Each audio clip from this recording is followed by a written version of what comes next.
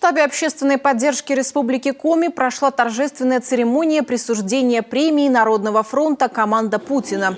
Наградами отметили неравнодушных жителей республики, которые оказывают помощь участникам специальной военной операции.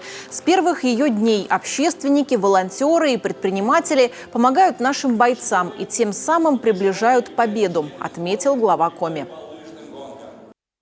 Выезжая в зону проведения спецоперации, доставляя гуманитарные грузы, разговаривая с ребятами, нашими бойцами, абсолютно очевидно, что наша помощь им очень важна. И она точно, совершенно мотивирует их и приближает нашу общую победу, победу Великой России. Благодарю каждого, кто стремится не на словах, а на деле приносить пользу. И, что особенно ценно, вы не только делаете это сами, но и объединяете вокруг себя неравнодушных и активных жителей нашей республики.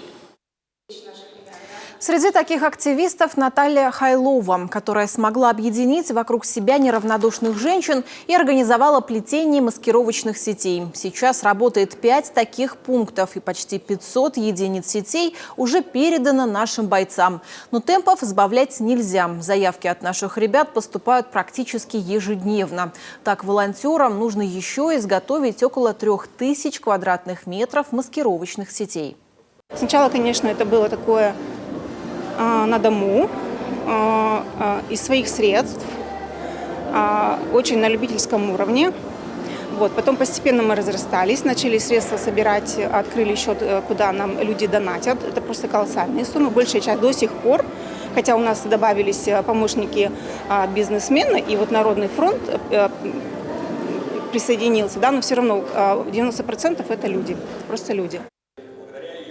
Всего премии команды Путина отметили 19 наших земляков. Это неравнодушные граждане, которые на постоянной основе занимаются сбором и транспортировкой гуманитарных грузов, выезжают с концертами на передовую и к раненым бойцам в госпитале, организуют производство окопных свечей и сухих душей. Заслуженные награды были удостоены и те, кто проводит патриотическую работу с детьми, участвует в решении проблем маломобильных граждан, а также помогал во время пандемии обеспечивать медиков горячими обедами.